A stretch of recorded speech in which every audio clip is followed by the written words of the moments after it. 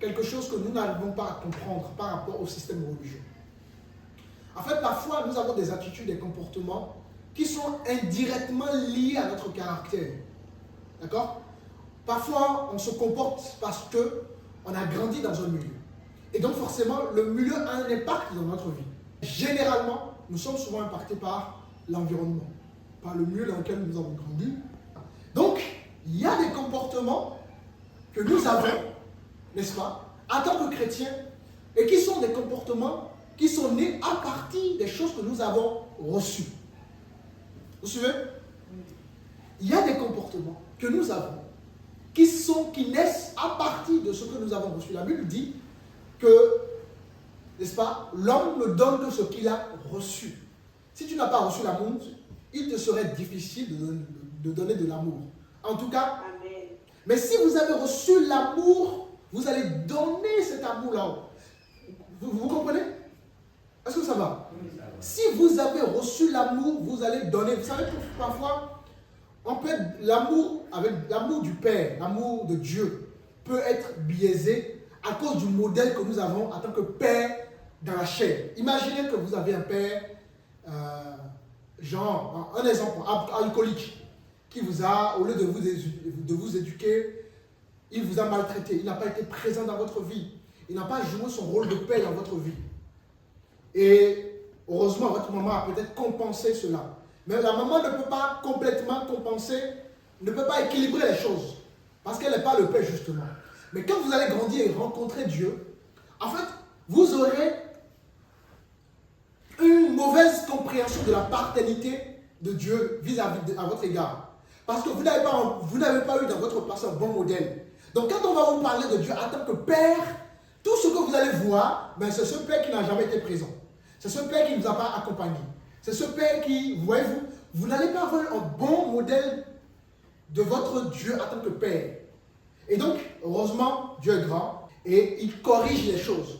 Donc la vie, elle est faite de cela. D'accord? La vie, elle est faite de beaucoup d'ingrédients. Notre environnement est important. Les gens qui nous entourent ont un rôle important à jouer dans notre vie. Tout ce qui nous entoure, en tout cas, les choses pour lesquelles nous interagissons, n'est-ce pas, ont un rôle dans notre vie. Et c'est comme ça que nous sommes façonnés, et c'est comme ça que nous grandissons, et c'est comme ça que nous devenons soit un bon citoyen ou un mauvais citoyen, en fonction, d'accord, de ce que nous avons reçu par rapport à nos environnements. Ça va? Est-ce que jusque-là, ça va? Ok. Gloire à Dieu. Alors, je vais intituler le thème que je vais aborder avec vous. Bien évidemment, je vais répondre aux questions qui ont été posées dimanche. Hein, mais je profiterai pour parler justement du système religieux. Parce que triste est de constater qu'en Afrique, d'accord, il y a trop de marchandisation de l'évangile. Il y a trop de gens qui aiment le titre. D'ailleurs, j'ouvre une petite parenthèse. Servir Dieu, ce n'est pas un titre. D'accord? Ce n'est pas un titre, c'est une fonction. Hein? C'est important de comprendre. Souvent on dit titre, non. Ce n'est pas un titre. Les gens aiment bien les titres. Mais non. Quand vous les observez, est-ce qu'ils, n'est-ce pas, répondent correctement, n'est-ce pas, à la fonction qu'ils occupent? Ben, s'ils ne répondent pas correctement à la fonction qu'ils occupent, là on peut parler, dans ce cas précis, on peut parler effectivement du titre. Parce que quelqu'un peut être maire sans être maire dans sa fonction. Quelqu'un peut être père sans être père dans sa fonction. Donc, en Afrique, on vous a moulé vous avez été moulé dans un système qui a fait qu'aujourd'hui, au lieu d'avoir des vrais serviteurs, au lieu d'avoir des hommes humbles, des femmes humbles, au lieu d'avoir de la compassion pour ses frères, pour ses sœurs, au lieu d'avoir de la sensibilité vis-à-vis des gens, et que de mettre de côté tout ce qui tourne, parce que souvent, il y a des gens comme ça, hein, tout doit tourner autour d'eux. C'est eux, c'est eux, c'est eux, c'est eux. Alors que non, Dieu ne fonctionne pas comme ça. Dieu n'est pas égocentrique. Alléluia. Donc, le système a tellement formé certains de nos frères, de nos sœurs, que les gens ont oublié la base de la vie chrétienne. Les gens ont oublié la base de la foi. Le lien qui régit, n'est-ce pas, notre relation avec Dieu, et qui plus est, notre relation entre nous, les frères et sœurs, c'est l'amour. Sans amour, n'est-ce pas, aucun d'entre nous ne serait là où il est aujourd'hui avec Dieu. Dieu a tant aimé le monde. Donc, le premier principe de de la grâce que nous avons reçue de la part de Dieu, c'est parce que Dieu nous a aimés, le premier. Donc, Dieu a tant aimé le monde qu'il a fait le don de son Fils. Donc, l'amour de Dieu, on comprend que c'est un amour sacrificiel. Quand tu dis que tu aimes un homme, ou bien quand tu dis que tu aimes une femme, ah ben, l'amour ne suffit pas. Il faut voir si tu peux sacrifier de ton temps à la personne, de ton énergie à la personne. C'est ça qui va déterminer ton amour pour la personne. Quand tu dis que tu aimes tes enfants, ah ben, tu te réveilles tôt le matin, tu as des nuits blanches. Donc l'amour véritable, n'est-ce pas, n'a pas de naissance s'il n'y a pas de sacrifice. Or, nous voyons dans nos églises aujourd'hui des hommes, des femmes orgueilleux, des gens qui ne sont pas sensibles. On n'est pas capable d'encourager le frère. On n'est pas capable, n'est-ce pas, d'aller fortifier le frère. On n'est pas capable de nous humilier, de servir le frère. Alors que quand on parle du ministère, ça nous parle du service. Le ministère égale service. Je ne suis pas serviteur de Dieu pour que vous me servez. Je suis serviteur de Dieu pour vous servir. Alléluia. Amen. Je suis serviteur de Dieu pour prendre soin de vous, pour jeûner pour vous, pour prier pour vous accompagner de la bonne manière, pour vous dire la vérité. Je suis serviteur de Dieu pour prendre mon temps pour rendre visite aux parents qui ont accouché. Je dois, si quelqu'un a besoin de moi, de mon temps, même peu importe ce que je fais, je dois toujours trouver du temps pour la personne. C'est en cela que je suis serviteur de Dieu. Or, nous voyons des serviteurs de gens aujourd'hui qui sont applaudis, acclamés. Et eux, pour parler avec le serviteur, il faut des protocoles, il faut un rendez-vous. Parfois même, il faut payer le rendez-vous. Parfois même, il faut passer par des gens d'abord. Ou même parfois, il y a des assemblées où les frères et sœurs sont là, mais dans une année, c'est peut-être une seule fois ils ont parlé avec le pasteur. Alors que nous sommes serviteurs pour servir. Jésus nous a les hommes par excellence. Qu'est-ce qu'il a fait? Il a servi les gens. Alléluia. Amen. Au point même de laver les pieds, vous vous rendez compte de ses disciples. Il allait vers les gens de mauvaise vie, soit pour les pharisiens. Il mangeait avec les prostituées. Il parlait avec des gens qui sont rejetés dans la société. Alléluia. Mais regarde Jésus. Il mange avec les gens de mauvaise vie. Il parle avec une prostituée. Voilà, une prostituée. Et c'est comme ça que le système crée des typologies, hein? des frères et des sœurs comme ça. Et dans l'église, au lieu d'avoir l'amour, au lieu d'être sensible, au lieu d'être à l'écoute de l'autre, tout est centré sur nous. Et puis, quand cet esprit nous utilise une fois seulement, n'en parlons pas, l'orgueil prend le relais. L'orgueil. Moi, le Saint-Esprit m'utilise, mon frère. Tu n'as pas encore compris ce que la vie chrétienne. En fait, ce n'est pas toi qui fais les miracles. C'est simplement le Saint-Esprit qui passe par toi pour faire quelque chose. Oui, moi, quand je parle, les gens m'écoutent. Mon frère, il est où ton humilité? Il est où ton humilité? Et dans l'église, nous avons des gens comme ça. Comme ils ont grandi dans un système qui les a formatés, en fait, ils vont perdre totalement l'éducation spirituelle. Les bases de l'éducation spirituelle, à savoir l'amour, la compassion, l'écoute de l'autre, la sensibilité, être prêt, n'est-ce pas, à mettre ses biens à la disposition de l'autre, être prêt à donner de son temps à l'autre, et donc tout est centré sur eux. Alléluia. Amen. Voilà ce que le système crée, et encore en particulier en Afrique ici. L'Afrique, n'est-ce pas, a encore paroxysé la chose. Il y a un paroxysme du système religieux, où les serviteurs de Dieu sont servis au lieu d'aller servir le peuple de Dieu. Alléluia. Amen. Les serviteurs de Dieu aujourd'hui sont servis. Parce que Dieu t'utilise. Il y a des gens qui ont bien commencé mais qui ont mal fini. Attention. On regarde les gens, on méprise les gens.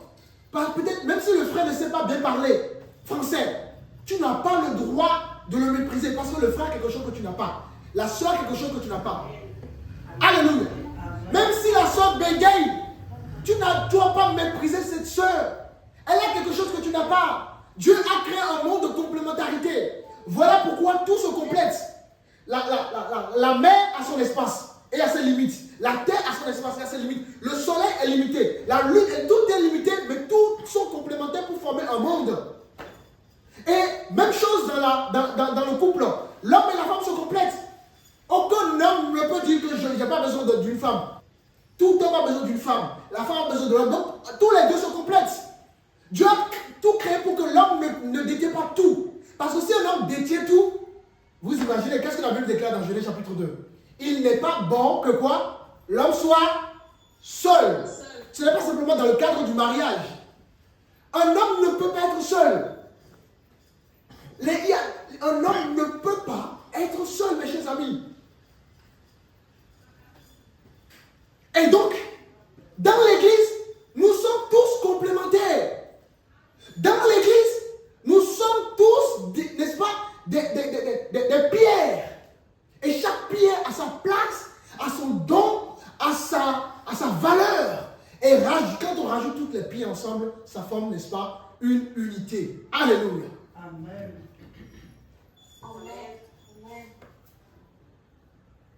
Malheureusement, le système religieux a établi des mauvais serviteurs, des serviteurs précoces. Le système que nous avons aujourd'hui. Il n'y a plus l'humilité dans nos églises. Vous ne verrez jamais la puissance de Dieu s'il n'y a pas l'humilité dans une église. S'il n'y a pas l'amour, on se méfie les uns les autres. C'est pas ça l'église. Alléluia. Amen. Hein? Est-ce que je vous ai déjà fait façon ici depuis que je suis arrivé? Hein? Non. Parce qu'avant de servir Dieu, je suis passé par, n'est-ce pas, la formation. Avant de servir Dieu, Dieu m'a donné son caractère. Je ne suis pas parfait, mais il y a une base à tout. On ne sait pas Dieu comme ça, sous un coup de tête. On va le voir. Il y a un processus. Dieu établit ces choses.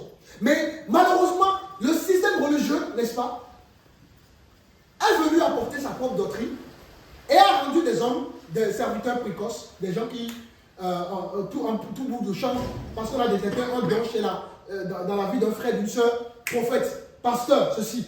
Et là, quand les gens commencent à entendre le nom de titre, ça rend encore orgueilleux les gens. Imaginez, si vous n'êtes pas brisé, vous n'êtes pas formé, vous n'avez pas le cœur de Dieu, mais quand on vous appelle pasteur alors que vous n'êtes même pas établi, qu'est-ce qui va se passer? Vous allez vous prendre la grosse tête. Alléluia. Amen. Moi, il y a des gens qui m'appellent Mathieu, ça ne me gêne pas en soi. Il y a des gens qui m'appellent pasteur, peu importe. Que vous m'appelez pasteur Mathieu ou pas, peu importe, je continuerai à servir le Seigneur. Mais les gens se sont basés sur le titre aujourd'hui. Et le titre a créé des serviteurs précoces, des mauvais serviteurs. D'accord? Et du coup, il y a une disparition, notamment, comme j'ai déjà vu avec vous au début, l'amour, la compassion, de la sensibilité, n'est-ce pas? Et là, la Bible est là, supportez-vous les uns les autres. Aucun d'entre nous ici, y compris même le pasteur que je suis, aucun d'entre nous ici n'est parfait. Alléluia. Donc, on doit se supporter aussi dans nos défauts. C'est trop facile d'aimer quelqu'un si tout va bien. Hein? Tout va bien, tout est rose, ouais. Non, c'est trop facile ça. Mais le jour où il y a un problème entre vous là, qu'est-ce que tu fais? C'est là comme ça que tu aimes la personne. Parce que l'amour, ça dépasse les obstacles. L'amour véritable, ça surmonte les obstacles. Alléluia. Amen. Donc, c'est dans l'amour, dans nos défauts que nous devons nous supporter. Même si le frère, n'est-ce pas, il a un sale caractère, mais regarde le bon côté du frère. Même si la sœur, elle a un sale caractère, regarde le bon côté de la sœur. Ne t'appuie pas parce que toi-même, tu as tes défauts. Ah oui, le frère m'a offensé. Mais toi-même, tu offenses les gens. Enfin, vous savez, il y a des gens qui me désolent. Des gens qui prient souvent que Dieu, le feu de Dieu arrive sur les gens, que Dieu rend justice, que Dieu punisse la personne. Parfois même, on demande même la mort de la personne. Mais toi aussi, même si la personne t'a offensé, mais toi, tu n'as jamais offensé quelqu'un dans ta vie. Si la personne avait la même attitude que toi, tu serais en vie. Ou même parfois, ce qu'on fait, parce qu'on manque d'humilité, de compassion. Malgré qu'on a trouvé Jésus, qu'on a crucifié Jésus, le même qui a apprécié Jésus, qui a encouragé Jésus, qui courait après Jésus, ce même peuple dira, crucifiez-le, crucifiez-le. Jésus a été crucifié, qu'est-ce qu'il dit? Mon Père, pardonne-leur péché. Ils ne savent pas ce qu'ils font.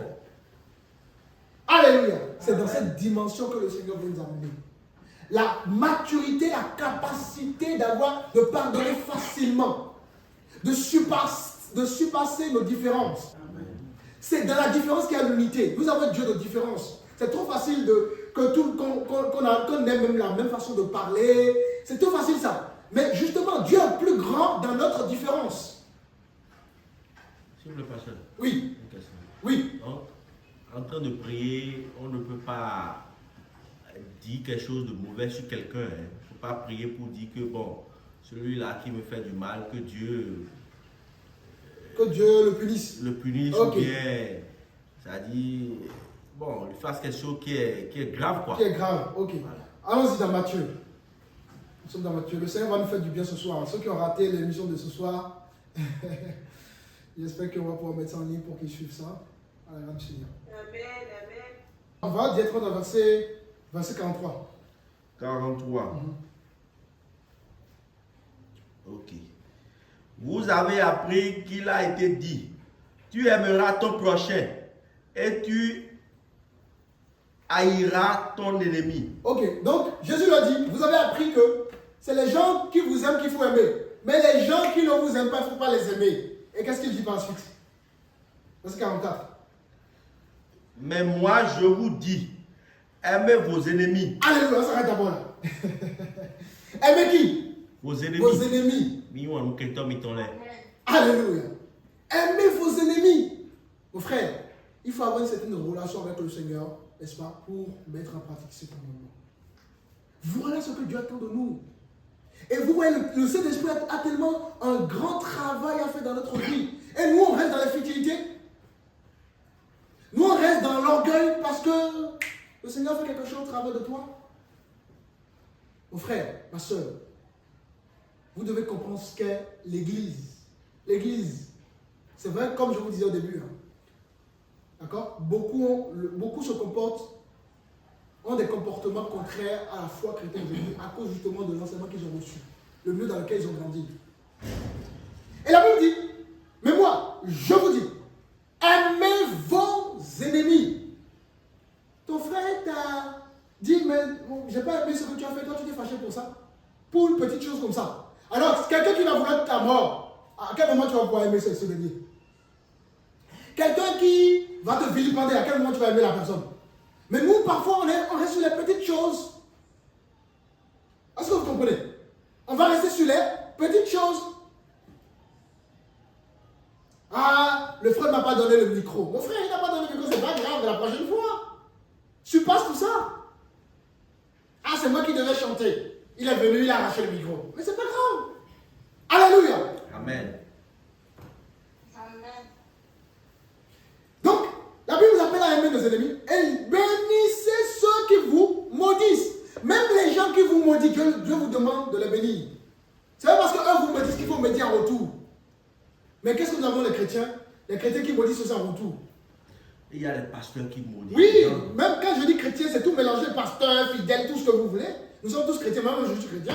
Avant d'être pasteur, je suis chrétien. Alléluia. Amen. Excusez, pasteur. Oui, Par rapport à sa question, oui. bon, je ne me rappelle plus exactement du verset. Mm. Ben là, parce que si la Bible, j'ai lu quelque part dans l'Écriture, on dit, ne laissez pas cette sorcière, il y a dans une version, on dit, ne laissez pas cette femme sorcière vivre, dans d'autres, on dit, ne laissez pas la magicienne vivre. Dans Oui. ce cas, parce qu'on considère la réalité de l'Afrique, on considère ces sorcières comme nos ennemis. Là, la Bible dit ne pas laisser cette sorcière vivre. Dans ce cas, est-ce que je dois prier que la sorcière vive, reste et continue de bouleverser mon avenir? Bien sûr, tu ne dois pas sécher son mal. Même la sorcière veut être sauvée. Le Seigneur veut aussi la sauver. Donc je le laisse me Non, manier. tu pries. Si je... Regarde l'attitude par exemple de Saoul et de David. Saoul voulait la mort de David. Qu'est-ce que David a fait? Il a laissé son cas à Dieu. On n'a pas nous-mêmes à nous rendre justice. Il a même chanté encore pour ça, malgré que Saoul voulait sa mort. Il a montré preuve d'humilité toujours malgré que ce dernier voulait sa vie. Une sorcière, Dieu veut la sauver. Elle est sorcière parce qu'elle est dans le noir. Mais toi, tu es un enfant de lumière. Et elle est où ta compassion? Nous-mêmes, on a fait tellement du mal et pourtant Dieu nous a regardés. Qui mérite le salut entre nous? Personne. Moi, le premier. Mais Dieu a eu un regard sur nous. Mais nous devons aussi avoir un regard sur tout le monde. On peut, c'est pas, avoir un regard sur les gens ne veut pas dire qu'il faut être ami, copain avec tout le monde. C'est pas ça. D'accord? Il y a des gens qu'on peut s'en séparer. Mais séparer de quelqu'un ne veut pas dire que la personne est notre ennemi. C'est ça qu'il faut comprendre. Même si on voit qu'un ami, on a un ami qui est dangereux, on se sépare de l'ami, mais on continue à prier pour lui. Parce qu'on sait qu'il est influencé par Satan. Alléluia. Amen. Et l'exemple que tu donnes, c'était la loi. Dans la loi, on punissait les gens. Quand on faisait quelque chose, on te punissait, on te lapidait en même temps. Mais la loi, on n'est plus sous la loi, on est sous la grâce. Ça va? C'est très important. Même les gens qui nous veulent du mal, qui se lèvent, les gens nous connaissons, qui vont mettre nos noms chez les marabouts, qui font des choses. Si nous avons connaissance de ça, Dieu ne nous montre pas ces choses pour que nous puissions aller en guerre. Parce que la Bible déclare que notre combat n'est pas charnel, mais notre combat est spirituel. Si Dieu nous révèle des gens qui nous font du mal, ce n'est pas dans le but, n'est-ce pas, de rentrer en guerre de la même manière que notre combat doit être prier. On doit prier pour la personne, pour que le Seigneur se révèle à la personne, pour que la personne change de voix, pour que la personne change de caractère. C'est ça notre mission. Mais nous, on est là, on envoie encore le feu de Dieu sur la personne. Alléluia. Donc, la personne pour qui tu envoies le feu, Dieu ne veut pas la sauver. Aucun d'entre nous ici n'a pas quelque chose de particulier, que le sorcier. Hein. Nous sommes tous ici par grâce du Seigneur. Amen. Alléluia. C'est pas parce qu'on est différent, on est beau, on a de l'argent, on est intelligent que Dieu nous a choisis. Non. Alléluia. Amen. Bon, je vais continuer donc, au fur et à mesure, d'accord? Ça va? Ça va. Donc, je reprends le verset 44. Mais moi, je vous dis, aimez vos ennemis, bénissez ceux qui vous maudissent, faites du bien à ceux qui vous haïssent. Ça veut dire, faites du bien à quelqu'un qui te fait du mal, qui te hait. Fais-lui du bien. Ne fais pas comme lui, parce que toi, tu as de la maturité, parce que toi, tu es un enfant de Dieu, parce que toi, tu as reçu une grâce particulière. Et en faisant cela, ton Père Céleste voit ça. Alléluia. Amen. Faites du bien à ceux qui vous haïssent. Mais qu'est-ce que nous on fait? Là, on rentre encore en guerre. On devient charnel, alors que nous sommes des hommes spirituels. On va agir comme ces gens-là. C'est quoi la différence entre les gens du monde et nous qui sommes dans la lumière? Parfois, il faut observer son propre comportement. Vous allez vous rendre compte que vous agissez pareil que les gens du monde. Alors, c'est quoi la différence finalement? Parce que vous êtes différents. Parce qu'il y a Dieu en vous. Vous avez la capacité de pardonner, la capacité de voir les choses autrement. Mais ces gens-ci n'ont pas Dieu, ils n'ont pas cette force de pardonner, ils n'ont pas cette force de faire du bien à ceux qui disent, ils n'ont pas cette force-là. Mais nous avons reçu le Seigneur. La Bible dit que notre temple notre corps est le temple du Seigneur. Donc chacun d'entre nous ici a une capacité de pardonner, d'aller au-delà des querelles. Amen. Et priez pour qui vous maltraite et qui vous persécute. Donc il faut prier même quand les gens t'envoient en prison, tu continues à prier pour la personne. Le frère dit où? Non, ce que vous dites là, c'est une Non, vérité. c'est ça bon, qui- mais c'est difficile. Oui, de c'est très bien. comprendre ça. Oui, c'est important. Vérité, Je c'est comprends, une oui, vérité. je comprends. C'est normal. Humainement parlant, c'est pas possible. C'est ça qu'il faut voir. Humainement parlant, qui d'entre nous, humainement parlant, peut faire ces choses? Aucun. Moi, le premier. Mais avec Dieu, tout est possible, justement. Oui. Alléluia. Amen. Avec Dieu, tout est possible. Voilà pourquoi nous devons il faut se laisser à Dieu. Tant que si on ne se laisse pas à Dieu, on va toujours agir charnellement. Or, la chair ne peut pas plaire à Dieu. Aucun d'entre nous ne peut pas. Moi, je me rappelle, à mon époque, j'haïssais mes parents à un point terrible.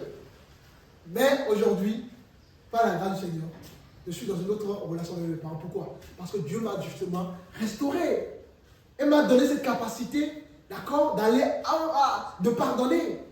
Mais nous-mêmes, par nous-mêmes, on ne peut pas faire ces choses-là, justement. C'est ça la différence entre le chrétien et la personne du monde. Et bien évidemment, ces choses, ça s'apprend, c'est au fur et à mesure que nous évoluons avec le Seigneur. C'est une formation. Parfois, ça va marcher, parfois, on va échouer. Mais il ne faut jamais perdre de vue, n'est-ce pas, la nécessité d'être dans ces choses. Le chrétien doit se battre pour être dans ces choses. Alléluia. Amen. Donc, le système a formaté beaucoup de personnes. Voilà pourquoi nous avons des serviteurs précoces, des mauvais serviteurs. Parce que, d'accord, nous allons voir les différents processus, etc., etc. Nous allons voir tout ça. Mais le système a tellement formé les gens, de sorte que les gens ne se rendent plus compte qu'en fait, il faut agir pour Dieu et non pour le système. Vous savez, le même principe dans la vie, c'est le même principe dans le Seigneur. Dans la vie, nous avons des parents que tes parents t'insultent n'importe comment, tu leur dois toujours du respect. Alléluia. Amen. Amen. Et si tu n'as pas la bénédiction des parents dans ta vie, il y a beaucoup de gens qui vont bloquer dans ta vie. C'est un principe de la vie. Alléluia. Amen. Dans les choses de Dieu, Dieu a établi également des parents spirituels. Alléluia. Amen. Des gens qui doivent vous accompagner. Aujourd'hui, nous avons des chrétiens, quand tu leur demandes c'est qui votre père dans la foi. Les gens sont incapables même de donner le nom de leur père dans la foi. C'est grave. Quand vous dites, mais c'est qui t'accompagne, c'est qui te guide, vers qui tu prends des conseils, des orientations. Évidemment, notre conseil par excellence, c'est Jésus. De la même manière que Dieu place des parents pour nous guider dans la vie terrestre, mais Dieu place aussi des gens dans les choses spirituelles. Vous me dites qui est dans le père d'enfant, moi je vous dirai avec plaisir. Benito Dikutala, c'est lui mon premier père dans la foi, qui m'a montré les premiers pas. Benito. Dikutala, c'est un apôtre. Alléluia. Amen. Il faut être fier de parler de des gens qui nous conduisent, qui nous guident, parce qu'ils donnent de leur vie. On jeûne pour les fidèles.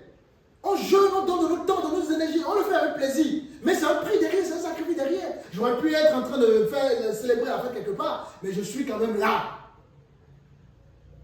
Alléluia. Amen.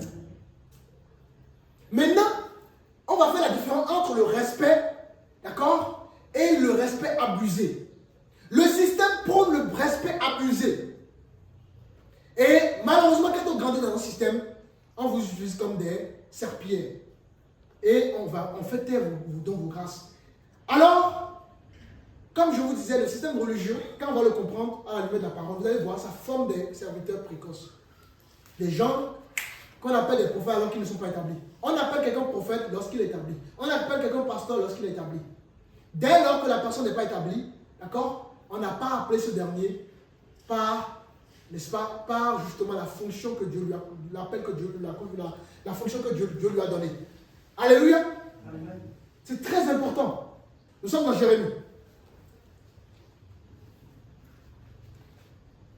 Jérémie 23. Le verset 21.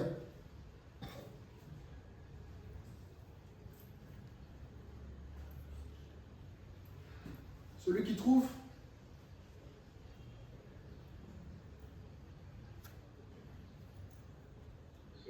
Je lis la parole. Amen. Amen. Jérémie 23, verset 21. Je n'ai point envoyé ces prophètes et ils auront couru. Je ne leur ai point parlé et ils ont prophétisé. Merci ma soeur. Beaucoup courent. Beaucoup courent pour servir Dieu. Beaucoup prophétisent sans avoir reçu l'ordre de prophétiser. Alléluia. Pourquoi nous courons? Nous courons pourquoi? Qui nous a appelés? N'est-ce pas le Seigneur? Pourquoi nous voulons courir? Sommes-nous prêts? Imaginez, d'accord? Vous avez une entreprise. L'entreprise fonctionne très très bien, d'accord? Et vous devez libérer le poste de, voilà, comment ça s'appelle, le poste de PDG peut-être de l'entreprise pour passer à autre chose. Vous voulez recruter quelqu'un à ce poste. Vous allez prendre qui? Des gens compétents, n'est-ce pas? Ouais. Si vous ne prenez pas des gens compétents, qu'est-ce qui va se passer? Hein? La fermeture. La fermeture, oui, de votre entreprise. La chute de l'entreprise. Exactement, la chute de l'entreprise. Donc, on va mettre quelqu'un de compétent. Parce que, vous savez, c'est un peu comme quand on regarde nos parents, nos mères, on se dit, ah, c'est trop facile d'être maman. Mais c'est quand tu es maman que tu te rends compte que la tâche de maman, c'est très difficile. C'est quand tu es papa que tu te rends compte que la tâche de papa, c'est très difficile. Tant que tu n'es pas la chose, tu ne peux pas voir tous les paramètres de la chose.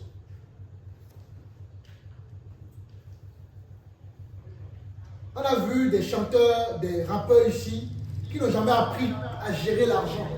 Et ils ont eu non seulement un succès qu'ils n'ont pas vu venir. Et parce qu'ils ne savent pas gérer l'argent, le même succès est venu les détruire. Parce qu'ils n'ont pas appris à gérer l'argent. Vous voulez du succès, vous voulez être un titre, vous voulez être devant, vous voulez servir Dieu. Est-ce que vous êtes prêts? Amen. Est-ce que vous êtes prêts pour gérer un ministère? Vous êtes prêts pour supporter les hommes? Vous êtes prêts à ça? Vous êtes prêts pour affronter le combat extérieur? Vous êtes prêts pour affronter les flèches qui vont venir? Sans êtes-vous prêts? Vous êtes prêts pour manager des gens? Vous savez comment manager les gens? Vous êtes prêts pour garder la vision? Pour persévérer parfois même? Vous êtes tellement fatigué, Dieu vous dit, va enseigner. Vous êtes prêts pour ça? Vous avez vos problèmes. Il y a tellement de soucis. Dieu dit, ne regarde pas tes soucis. Va servir mon peuple. Et tu mets tes soucis de côté. Vous êtes prêts à ça?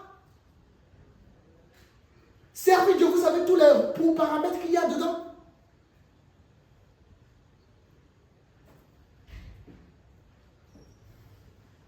Vous êtes prêts à régler des problèmes? Avez-vous la maturité de régler des problèmes? De ne pas prendre parti? Êtes-vous prêts à défendre le ministère auprès de la justice? Si quelque chose arrive ici, là, c'est moi qui vais attraper probablement ici. Êtes-vous prêts à aller en prison? Donc, on ne coupe pas vers des choses qu'on ne maîtrise pas. Vous avez une entreprise qui doit fonctionner, vous devez prendre des gens compétents à cette place. Parce que si vous ne prenez pas des gens compétents, faillite à votre entreprise. Et donc le fruit de votre travail tombe en ruine. C'est la même chose. Servir Dieu, il faut avoir de la compétence. Pas une compétence intellectuelle, mais la compétence de l'école de la formation.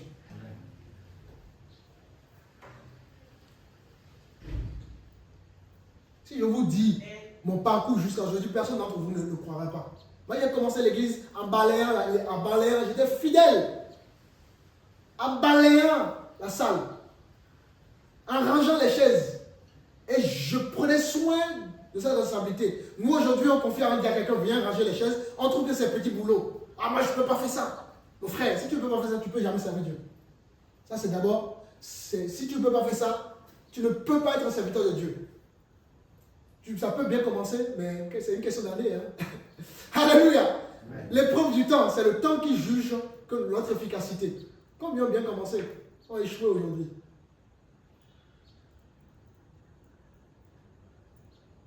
Moi, j'allais dans les rues évangéliser, je criais, on m'envoyait des policiers dans les rues. Et je vous parle de la France. La France ne supporte pas l'évangile. Moi, à l'époque, on nous envoyait des policiers. Moi, j'ai eu des convocations, les pasteurs se sont réunis pour me convoquer. Elle m'a dit, mon frère, on ne peut pas vous parler. Vous savez ce que c'est servir Dieu? Est-ce que vous savez ce que c'est que servir Dieu? Regardez, je vous parle parce que si je ne vous donne pas mon esprit, vous n'allez pas comprendre. Regardez, j'ai des problèmes de vision. Je peux dire à Dieu, mais pourquoi je te sers? Tu ne permets pas que je puisse avoir une bonne vision? Vous savez mes galères dans mes problèmes de vision? J'ai des galères, des moments où le Seigneur t'humilie. Tu te retrouves à des endroits où tu as des problèmes de vision, tu deviens tout petit. Et le Seigneur te dit, voilà l'humilité que je veux que tu aies. Vous êtes prêts à servir le Seigneur? Amen. Amen, amen.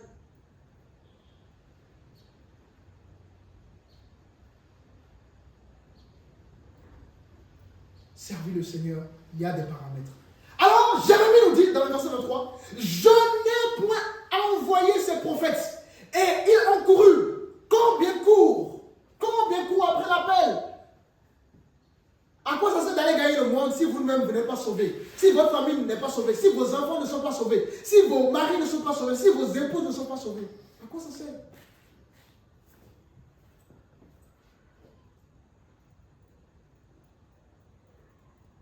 À quoi ça sert? Il y a beaucoup plus il y a une multiplication des mauvaises choses dans nos églises. Mauvaises choses, des proliférations. Il y a plus de mauvaises choses dans nos églises que des bonnes choses. Parce que les gens n'y vont pas vers l'essentiel. Les gens courent après le titre, après le m'as-tu vu. Et regardez l'église. Pourquoi il y avait des miracles? Il y avait une vie dans l'église primitive. Parce qu'il y avait l'amour. Il y avait l'amour. Ce n'est pas tout que je dois vous dire. Hein. Si vous ne prenez pas des initiatives, vous ne faites pas des choses entre vous. Par la grâce du Seigneur, je connais chacun d'entre vous. À la fois spirituellement et aussi par le temps que j'ai pu passer avec vous. Alléluia. Amen. Et je vous parle de ces choses. Si l'Esprit permet qu'on parle de ces choses, bien aimé, c'est pour qu'on soit véritablement une église où c'est basé sur l'amour, la sensibilité de l'autre, l'écoute, l'encouragement et non le découragement. Ah, regarde lui, il parle français avec des fautes. Mon frère, Ton rôle, c'est pas ça. Ton rôle, c'est de l'aider. C'est ça être église, mes chers amis. Maintenant, je comprends que certains d'entre vous, chacun est venu dans... Vous savez, je vais vous dire une chose qui va peut-être vous choquer. Vous savez, le syndrome de... Comment s'appelle ce syndrome-là? Qui empêche les gens de grandir. Comment ça s'appelle? Le syndrome de... Il y a un syndrome comme ça qui empêche les gens de grandir en taille. Vous connaissez ce syndrome? Hein? Est-ce que vous connaissez ce syndrome? Il est dans la vie d'un homme. Oui, il y a des gens comme ça qui ne grandissent pas en taille. Le syndrome de... Le nom m'échappe. Il y a des gens comme ça qui ne grandissent pas en taille. D'accord? Parce qu'ils ont eu une maladie. Ils ont une... comment ça s'appelle? C'est une maladie en fait qui les empêche de... Il n'y a pas le développement de leurs muscles. Ça va? Beaucoup de chrétiens souffrent de ce symptôme spirituellement. Vous savez, ce n'est pas le nombre d'années en tant qu'enfant de Dieu ou bien en tant que chrétien qui détermine votre maturité. Vous pouvez selon vous faire 20 ans de vie chrétienne et devant Dieu, c'est 6 mois de vie chrétienne que vous avez effectué. Alléluia. Amen. Je vous dis bien, vous pouvez faire 20 ans dans une église, mais c'est 6 mois de vie chrétienne que vous avez effectué parce que les 20 ans de vie chrétienne ne vont servir à rien. Combien vont dans les églises, chauffent les bancs, mais ne grandissent jamais. Pourtant, ils ont des années dans la vie chrétienne.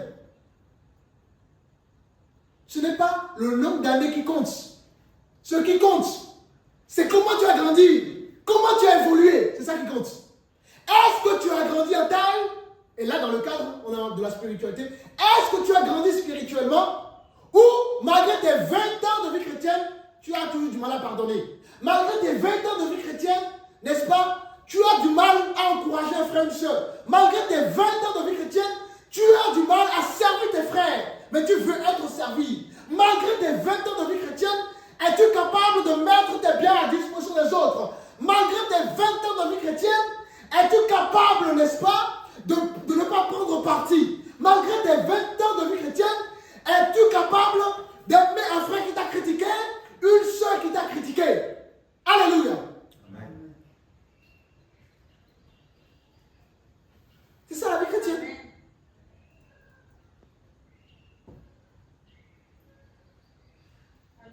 Je sais que vous n'êtes pas habitué à ce genre de message. Justement, moi j'ai été envoyé justement pour apporter un message nouveau. Ce que vous n'avez pas l'habitude d'entendre.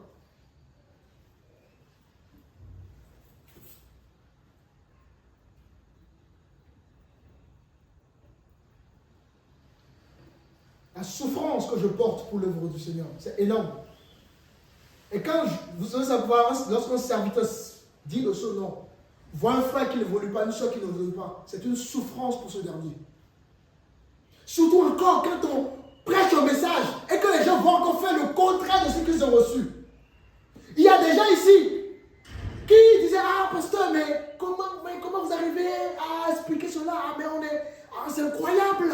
Ah pasteur, mais vous expliquez trop le message. Mais ces mêmes personnes qui disaient ça, hier, on les a vues encore dans le passé. Ce sont les mêmes personnes qui sont parties encore me critiquer dehors. Alléluia. Amen. On montre les choses aux gens. Les gens voient clairement qu'ils étaient dans le faux. Mais si ces mêmes personnes vont encore dans le faux demain, c'est une souffrance pour nous. Et des aussi millions. Pas tout le million, mais il y a des mais il y a ça autour de 6 millions. À peu près des 6 millions. Bon, mais les bois des 6 millions, à 2 6 millions, n'a pas de mais quand il doit, il y a ça autour de millions. Et non. Alléluia. Les gens sont dans le faux. Après, Dieu les ouvre les yeux, ils se rendent compte qu'ils étaient dans le faux. Mais ce sont les mêmes personnes qui retournent encore dans ce qu'ils ont voulu.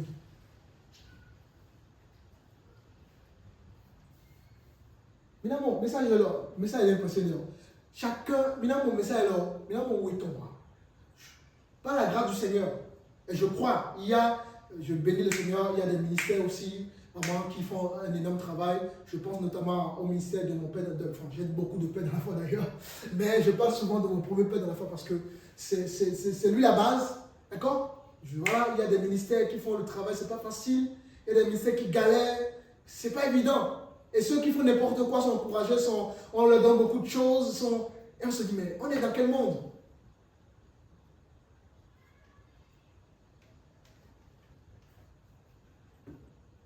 Si je voulais la popularité, que j'ai des abonnés, que j'ai ceci, le message rend, hein. Il y a ce qu'il faut. Si je peux passer le message de bénédiction, je vais prêcher. Mais ce n'est pas ma mission. Donc je préfère avoir 2-3 personnes qui sont sérieux dans la foi, que j'accompagne.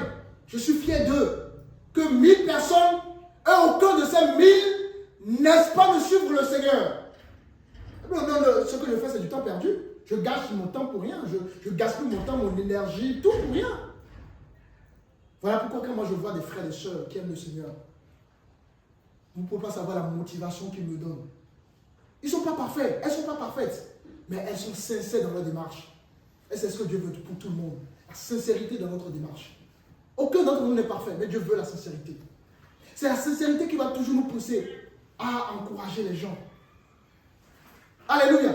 Amen. Notre frère Jacques a eu un enfant, il a témoigné. Combien est parti rendre visite à notre frère Jacques qui a eu un enfant? Combien? Je vous ai regardé seulement. Combien est allé voir le frère Jacques qui a témoigné ici que sa femme a accouché? Aucun, si ce n'est le pasteur. Alléluia. Si ce n'est que moi-même. Mais les bruits points. À l'exception également du frère Tanguy. Je te sois béni également, frère Tanguy. Et vous voulez parler de l'église? Vous voulez parler de l'église? C'est pas ça l'église. Et l'église, c'est pas ça l'église. L'église, c'est vraiment une famille. Alors, donc, Jérémie nous dit qu'il y a des gens comme ça qui courent dans l'église. Des gens qui veulent faire des choses alors qu'ils ne sont pas encore établis. Des gens qui ne laissent pas le temps de Dieu. D'accord? Et qui sont dans un système où il y a véritablement, on prône le culte de leur personnalité, le titre. Oui, pasteur, oui, prophète. Alors que le gars ne veut pas briser. Il n'est même pas formé. Et qui plus est, quand on commence par les appeler pasteur, prophète, ceci, regardez leur comportement vis-à-vis des autres frères. Un mépris total des autres frères. Mais alors que chacun a reçu un don. Tous dans... Allez, regardons, nous sommes dans... Venez, on va voir un peu les dons. Regardez. Regardez. Merci Saint-Esprit.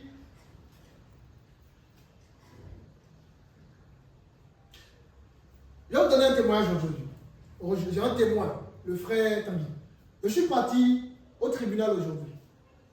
D'accord? Et je devais faire un dossier. Et le dossier que je fais, légalement, d'accord? Je ne peux pas faire ce dossier-là, légalement, selon la justice. On nous a tellement fait tourner en rond.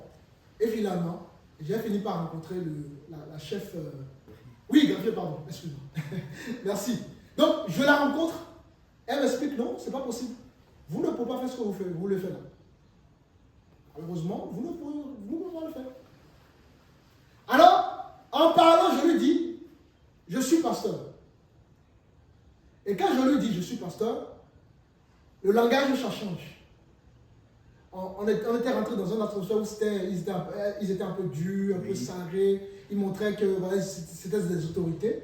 Et l'atmosphère change, la façon de parler change. On discute, machin. Et au final, ils m'ont fait le truc. J'ai même pris le numéro de la chef greffière.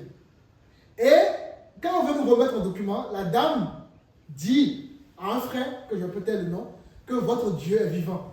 Non seulement on nous a fait le document, mais ensuite on nous a remis le document ce jour-là, alors que ça devait faire 3 jours. On nous a remis le document le même jour. Et la dame dit, vous avez un grand Dieu. Votre Dieu que vous servez là, il est grand. Alléluia.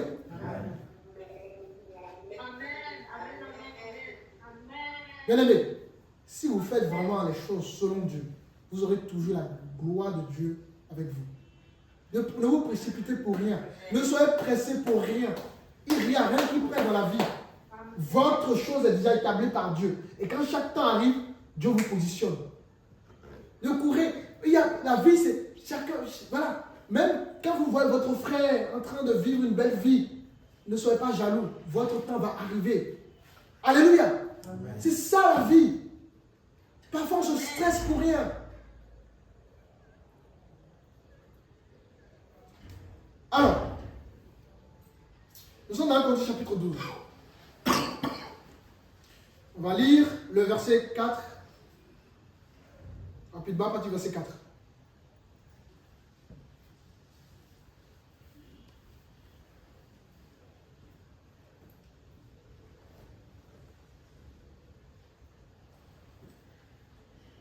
Il y a diversité de dons, mais le même esprit. Donc, il y a diversité de dons.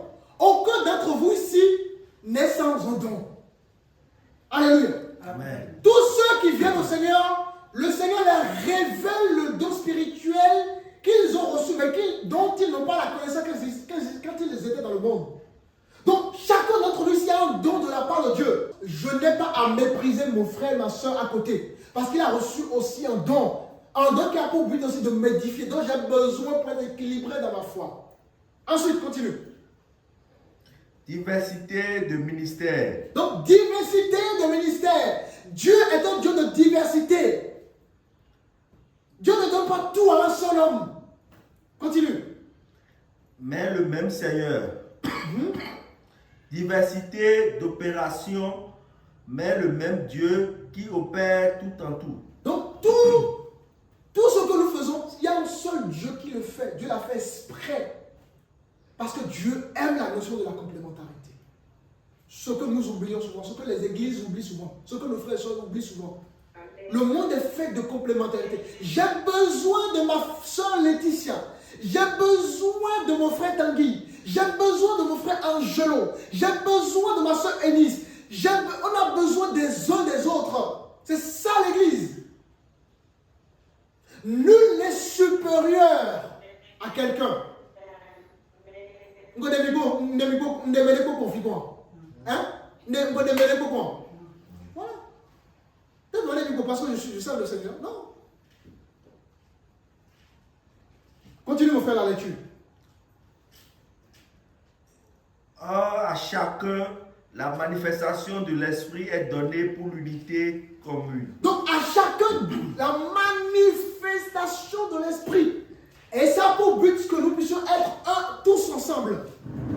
Et j'ai souvent l'habitude de vous dire, c'est quoi l'organe le plus... Tous les organes du corps humain ont un rôle, ils sont utiles. Mais imaginez, quel est l'organe que nous ne voyons pas qui joue un rôle important? Il y a plusieurs organes. Le poumon, n'est-ce pas? Le poumon, est-ce que nous voyons le poumon? Non. Alléluia. Amen. Et pourtant, il a un rôle très très important. Il a même un rôle plus que la main. Plus que nous voyons la main, les yeux. Mais lui, on ne le voit pas. Il est plus important. Or, qu'est-ce que nous faisons nous dans l'église? Quand un frère ne fait pas l'exhortation, ne prie pas, machin, qu'est-ce qu'on commence à mépriser le frère? Mon frère, ma soeur, le frère que tu méprises là, il a un rôle plus important que toi. Alléluia. Amen. Parce que nous, on veut, l'homme regarde à l'apparence. Oh, Dieu regarde au cœur. Nous, on veut regarder à l'apparence. Dans l'apparence, là, il y a beaucoup de faux. Hein. Il y a beaucoup qui font semblant. Hein. Il y a beaucoup qui sont hypocrites. Hein. Mais les gens sérieux, ils sont calmes, ils sont posés. On ne les voit pas trop. Ils sont silencieux. Ils sont à l'écoute. Ils sont attentifs. C'est eux qui manifestent encore plus l'amour. Alléluia. Amen. Continue la lecture. On va s'arrêter là d'abord pour le moment. Alléluia. C'est ça l'église. Regardez notre Fabrice. Il ne parle pas beaucoup. Il vient, il est toujours là. Il finit pas tranquillement. Beaucoup d'entre vous, on peut maîtriser ce frère. Oh, regarde le frère, il ne parle pas. Regarde le frère, on ne le sent pas. Mais ça se trouve, il est plus important que chacun d'entre nous ici. C'est une façon de parler parce que Dieu nous voit au même titre. Hein, d'accord? C'est pour que vous puissiez comprendre le message. Alléluia. Amen. Demain, quand Dieu va utiliser ce frère, vous allez être choqués. Alléluia. Amen. Nous n'avons mis l'église, mais les dit, mais nous avons mis les dit, mais nous avons mis les dit.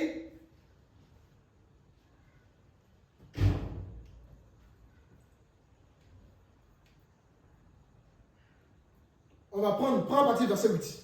Tu lis jusqu'au verset 10. On va voir les 9 dons.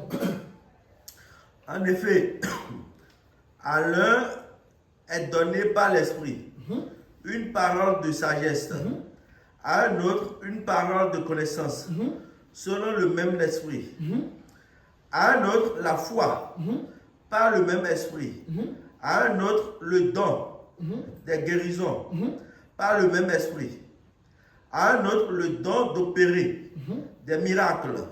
À un autre, la prophétie. À un autre, le discernement des esprits. À un autre, la diversité des langues.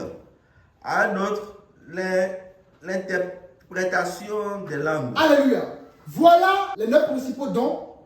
Et ici, la Bible nous dit que Dieu a donné à l'un, ensuite à l'un, ensuite à l'un, ensuite à l'un, ensuite à l'un. Et au final, tout le monde a reçu quelque chose de la part de Dieu. Nous avons la parole de sagesse, la parole de connaissance. Un frère a peut-être reçu cela. N'est-ce pas? La foi c'est un don. Il y a des hommes de foi, des femmes de foi.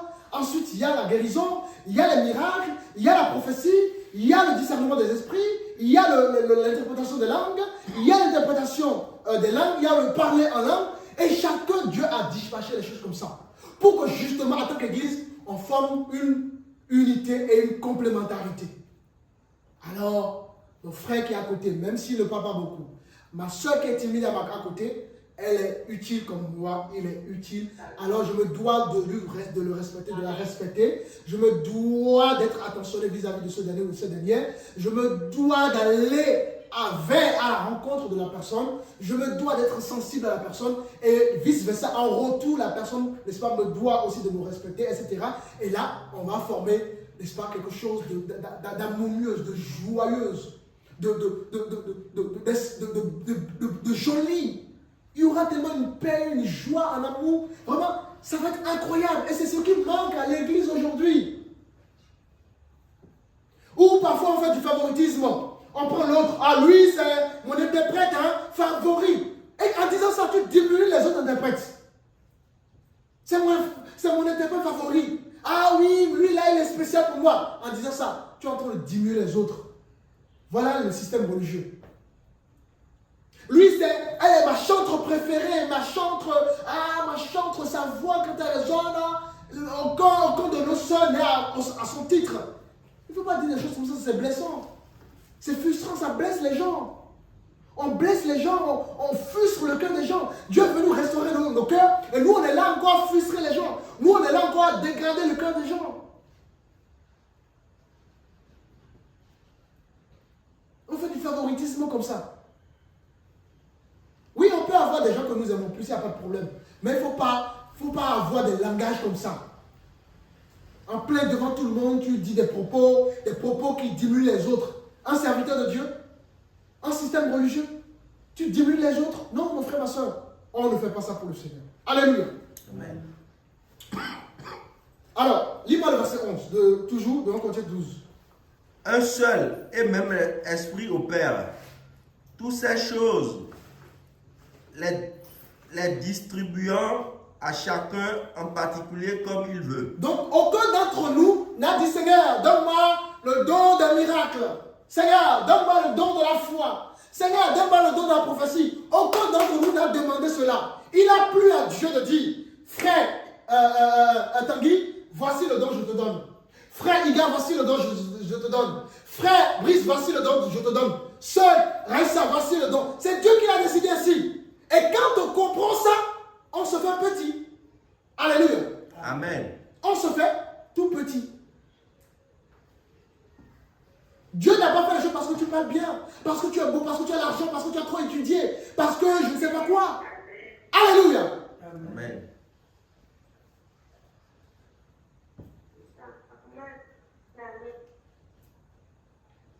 Voilà les chers amis. Si vous comprenez cela, mon frère, vos vies vont changer spirituellement. Vous allez faire des dégâts à Ouida, des dégâts au Bénin, à cause de votre amour. Parce que l'amour, il y a une puissance dans l'amour. Nous sommes toujours dans le Corinthiens 12. On va aller dans le verset 12. Continue. Car comme le corps est un et a plusieurs membres, et comme tous les membres du corps, malgré leur nombre, ne forment qu'un seul corps, ainsi n'est-il de Christ. Alléluia. Vous voyez, il y a donc des dons, beaucoup de dons, mais toujours dans l'unité. C'est ça qui manque à l'église. L'unité. C'est un peu comme on est une armée, d'accord? L'autre s'est tiré. Il est très professionnel dans les tirs. L'autre est professionnel en tant que, comment on dit, je ne maîtrise pas trop, hein, les gens, les snappers, là, c'est snapper ou je ne sais pas quoi, c'est ça, hein? Il est trop professionnel dans ce domaine. L'autre, il est trop professionnel dans les grenades. Alors quand on est ensemble, on devient dangereux. Alléluia. Amen. Parce que chacun laisse le champ libre aux compétences de l'autre. Et ainsi, ensemble, on devient fort. C'est la même chose pour l'Église. Nous devons laisser le champ libre des dons de chacun. Et ensemble, nous sommes une Église forte, unie. Et là, spirituellement, on devient dangereux. Alléluia. Amen. Quand tu ne sais pas danser, dis que tu ne sais pas danser. Laisse la personne qui sait danser à ta place. Alléluia. Tu ne sais pas danser, dis que tu ne sais pas danser. Tu ne sais pas faire la cuisine, dis que tu ne sais pas faire la cuisine. Laisse la personne qui sait faire la cuisine faire la cuisine. Ne cherche pas à faire la cuisine pour couper tes propres doigts. Beaucoup coupent leur propre grâce dans le Seigneur. Alléluia. Ah ouais, je sais faire la cuisine. Tu sais pertinemment que tu ne sais pas faire la cuisine. Mais tu veux montrer quoi à qui? À qui? Et alors, au moment où tu commences à faire la cuisine, tu te coupes le doigt. Tu ne peux qu'en vouloir à toi-même, n'est-ce pas? Tu ne peux qu'en vouloir à toi-même.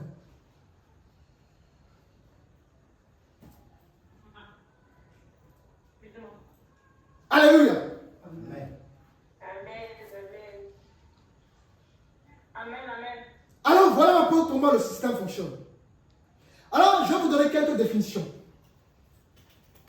Quelques définitions. D'accord? On va d'abord définir ce que c'est que le système religieux. Un système religieux, une structure humaine, de pratiques, de doctrines, de traditions, n'est-ce pas? Souvent détachées de la direction authentique du Saint-Esprit. Donc, le système religieux est détaché de la direction du Saint-Esprit. Vous savez, je ne sais pas si vous avez déjà remarqué, imaginez vous couper la tête d'un coq. Qu'est-ce qui va se passer? Il y a des coqs comme ça à qui on coupe la tête et ils continuent de marcher, n'est-ce pas? Oui. Mais qu'est-ce qui se passe par la suite? Il n'a pas de direction. Donc il va rentrer dans tout. Même quand il y a feu, il va rentrer dedans. Alléluia. Parce qu'il n'y a plus la tête. Or, la Bible déclare que Christ, notre Seigneur Jésus-Christ, c'est lui la tête de l'Église. Et donc c'est lui qui doit donner la direction. Vous pensez pourquoi je fais des mouvements? Je fais des mouvements pourquoi? Parce que mon cerveau donne des directives à mes membres. Ça va?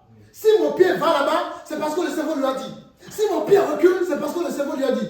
Et ensemble, tous les membres de mon corps sont synchronisés à cause du cerveau.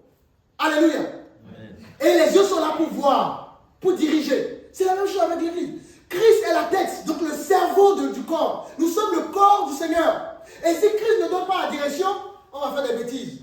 D'où le système religieux. Beaucoup de systèmes religieux ne sont plus conduits par le Seigneur. Beaucoup de systèmes religieux ne sont plus conduits par, n'est-ce pas, le Seigneur. Voilà pourquoi nous assistons à un formatage du système. Et donc, par conséquent, il y a des mauvaises doctrines, des mauvais enseignements. Et quand on grandit dedans, quand on va grandir dans ces choses, c'est là que le syndrome qui nous empêche de grandir spirituellement va naître. On va faire 20 ans, 10 ans dans ce système. Parce qu'il est religieux. Parce qu'il a oublié de suivre la direction. On va grandir nous dedans. On aura 20 ans, 10 ans dedans, on aura l'impression qu'on est des chrétiens qui ont grandi. Et quand on va sortir de cela et aller ailleurs, on va se rendre compte qu'on est toujours bébé. Alléluia. Amen. On va se rendre compte que Dieu ne compte pas le nombre d'années dans notre concession à nous. Dieu compte ta maturité dans le Seigneur.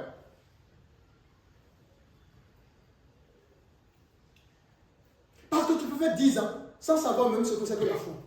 Allez demander aux gens qui vont à l'église, qui ont fait 20 ans, 30 ans, c'est quoi la foi? Ils vont dire, ils vont bugger. La foi, c'est quoi la foi? Hein?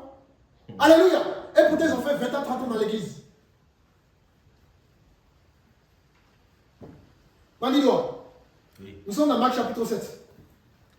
Marc chapitre 7. Quelqu'un peut me lire le verset 8 jusqu'au verset 9. Vous abandonnez le commandement de Dieu et vous observez la tradition des hommes. Alléluia. Voilà le système. commandements de Dieu pour suivre quoi? La tradition des hommes. Continue. Oui, continue. 7, 8, non? Oui, j'ai dit 8 au 9. 8, ok. Il leur dit encore, vous anéantissez fort bien le commandement de Dieu pour garder votre tradition.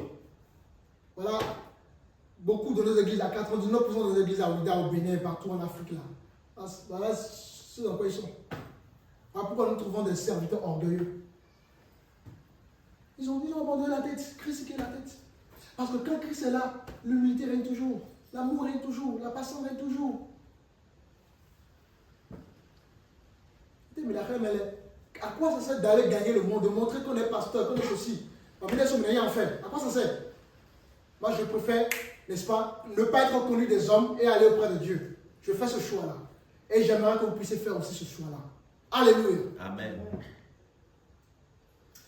Donc, voilà un peu le système religieux. Basé sur les choses d'hommes, les commandements d'hommes, et on oublie complètement la direction. Alors, par conséquent, quand on grandit dans ce milieu, on crée des serviteurs précoces, des mauvais serviteurs. Ensuite, on va essayer de voir ce que c'est qu'un serviteur précoce. Je vais préparer une définition pour vous pour ça. Je l'aime mieux. Alors, un serviteur précoce, c'est ceux qui entrent dans le ministère sans formation. Vous suivez? Oui. Sans caractère, sans brisement, sans amour, sans sensibilité, sans l'écoute, sans l'humilité, et qui plus est, sans être mandaté par Dieu. Alléluia. Et je rappelle que ici, la précocité, ce n'est pas la jeunesse, ce n'est pas l'âge. D'accord? Il s'agit ici de la maturité spirituelle. Ça va? Voilà ce qu'on appelle serviteur précoce. Des gens qui ne sont pas passés par l'école de la formation de Dieu et qui vont commencer par servir le Seigneur. Et qu'est-ce qui se passe? Quand ces gens-là servent le Seigneur, ils détruisent par leur propre main ce que Dieu les a confié.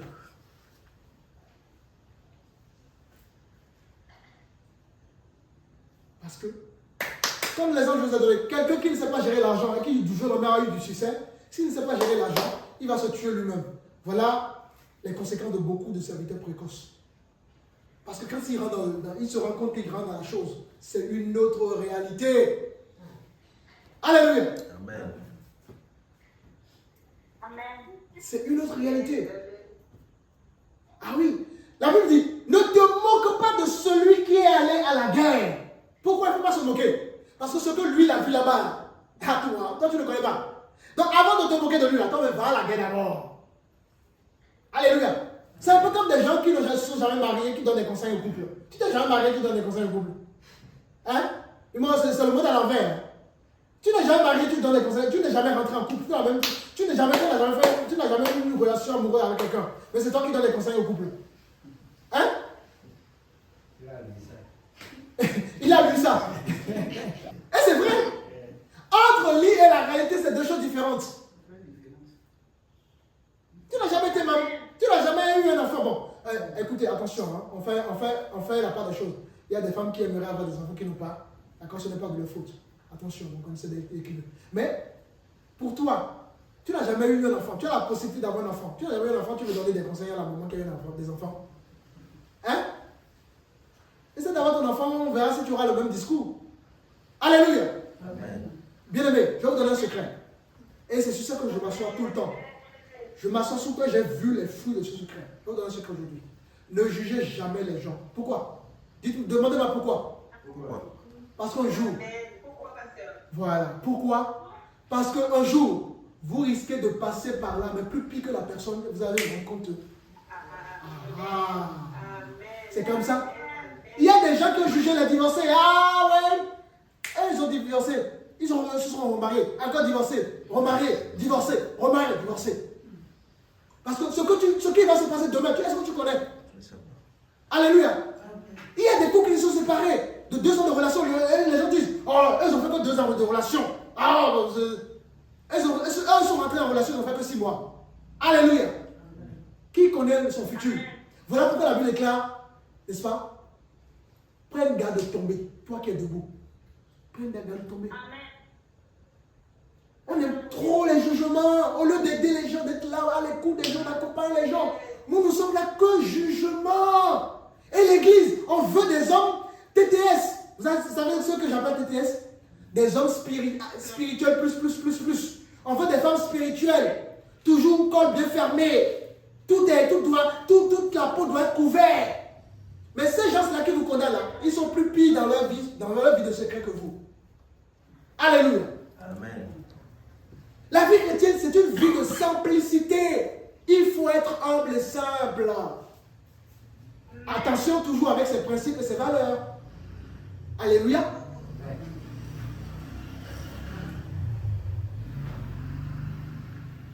Soyons dans l'amour, le monde dans lequel nous sommes. Regardez les guerres. Le monde a besoin d'amour, les amis, de sensibilité. Des gens sensibles, des gens qui sont à l'écoute.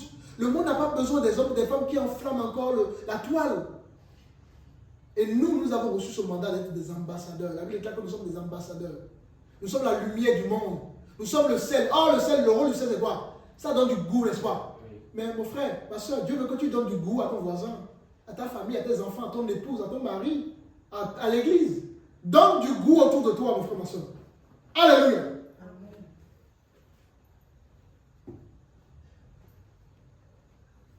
Amen. Est-ce que ça va? Donnons du goût. Un jour, je regardais un film avec une soeur. Je vais dire le nom de la soeur. On avait eu une panne et la soeur était à côté de moi dans le véhicule. Et on regardait, je ne sais pas si vous connaissez cette série, Madame Monsieur. On regardait ensemble. On regardait. Elle rigolait, je la regardais. Et on a fini de rigoler. C'était un couple qui se chamaillait.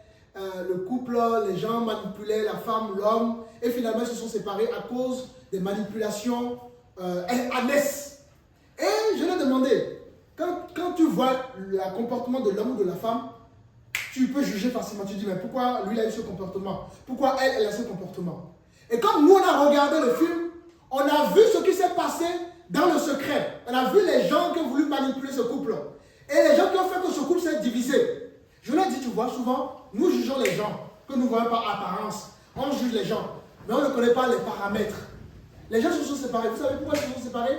Les gens disputent. Est-ce que vous savez pourquoi ils disputent? Mais nous, on vient tout simplement, on commence à être un juge et juger les gens. Avez-vous les paramètres? Alléluia. C'est ça la maturité. La maturité, ce n'est pas dans la bouche, c'est dans le comportement, dans votre façon de faire, d'analyser, d'être intelligent spirituellement. C'est ça la maturité. Ensuite, les mauvais serviteurs, nous sommes dans Matthieu chapitre 7. On va voir la définition aussi également des mauvais serviteurs. Nous avons vu donc les serviteurs précoces. Matthieu chapitre 7, quelqu'un peut me lire le verset 22.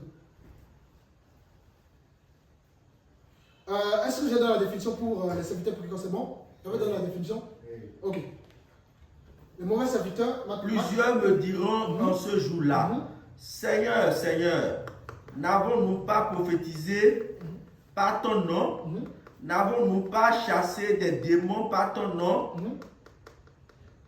Et n'avons-nous pas fait beaucoup de miracles par ton nom? Alors je leur dirai ouvertement, je ne vous ai jamais connu. Retirez-vous de moi, vous qui commettez l'iniquité. Alléluia. Donc, un mauvais serviteur ici, dans ce cas de contexte, c'est ceux qui exercent sans obéir à Dieu.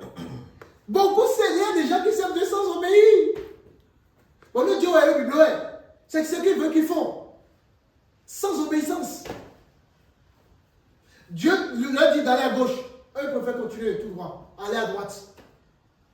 Frère, si j'échoue dans mon appel, je vous amène dans le fossé. La Bible est encore. Un aveugle qui conduit un aveugle, n'est-ce pas?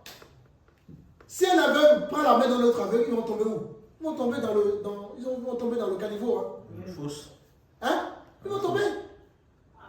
Un leader spirituel, un homme de Dieu, qui n'est pas dans l'obéissance et qui perd de vue la vision, il va vous conduire où? En enfer. Alléluia. Amen. Voilà pourquoi vous avez aussi une responsabilité. Nous sommes dans 2 Pierre chapitre 2. 2 Pierre chapitre 2, on va lire à partir du verset 1. Il y a eu parmi le peuple de faux prophètes. Et il y aura de même parmi vous de faux docteurs qui introduiront des sectes pernicieuses et qui, reniant le maître qui les a rachetés, attireront sur eux une ruine soudaine. Plusieurs les suivront dans leur dissolution et la voie de la vérité. Cela calomnié à cause d'eux. Verset 3. Par cupidité, ils trafiqueront de vous au moyen de paroles trompeuses, eu que menace depuis longtemps la condamnation et dont la ruine de sommeil point. C'est bon, arrête-toi là. C'est fort, hein? Waouh! La Bible dit que dans l'église, n'est-ce pas? On parle en train de parler des faux serviteurs, il y aura des faux serviteurs comme ça. Dans l'église, pas dans le monde, dans l'église, des faux serviteurs, n'est-ce pas? Et qui vont introduire des faux enseignements, des sectes pernicieuses, et qui renieront le maître qui les a rachetés. Il y a beaucoup qui servent Dieu qui ont renié Jésus, et pourtant qui ont l'apparence de servir Dieu. Pourtant qui ont l'apparence de servir Dieu. Ah mais lui c'est un serviteur. Ne regardez pas au titre, mes amis. Beaucoup on a attribué le titre à beaucoup de personnes sans qu'il ne soit établi. C'est l'objet d'ailleurs de l'enseignement d'aujourd'hui. Les gens ne sont pas établis. Les gens se sont précipités comme Jérémie l'a dit. Ils sont précipités à rentrer dans la mission à servir Dieu. Ils n'ont pas eu le caractère, le brisement, la formation, l'amour, l'humilité, la sensibilité et tout ce que cela englobe.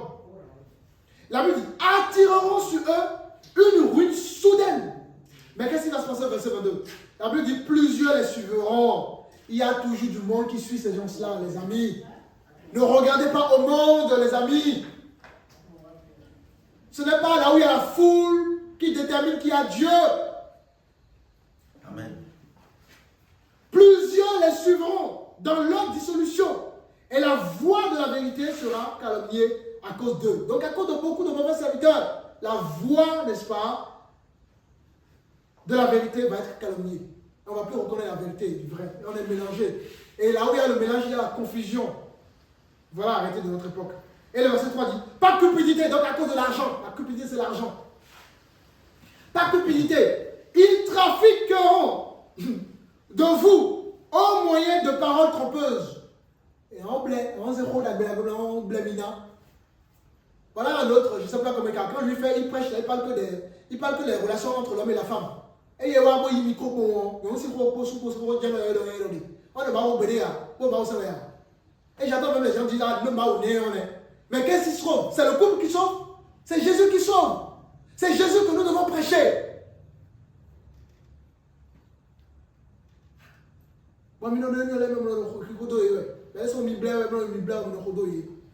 Parce qu'ils ont le verbe. Par cupidité, ils trafiqueront de vous en moyen de paroles trompeuses, eux que menace depuis longtemps la condamnation. Donc, un mauvais serviteur, ce sont ceux qui exercent sans l'obéissance, sans appel légitime, ou dont la motivation est charnelle. Beaucoup servent Dieu avec une motivation charnelle. Comme je vous disais, si je devais avoir du monde, vous savez que quand les gens me voient, ils ont l'impression que c'est la dîme qui me donne tout ce que j'ai. Ce n'est pas la dîme, les amis. C'est avec mon propre argent que je suis venu avec mon billet d'avion ici. C'est avec mon propre argent que je mange ici. Alors, avant de servir Dieu, il y a ce qu'on appelle le principe du temps. D'accord? Alléluia. Amen. Donc, tout chrétien qui est appelé avant la fondation du monde, n'est-ce pas, est déjà un futur serviteur ou futur servant de Dieu. Et c'est le temps qui va nous former. Regardez, dans Exode, par exemple, Exode 2,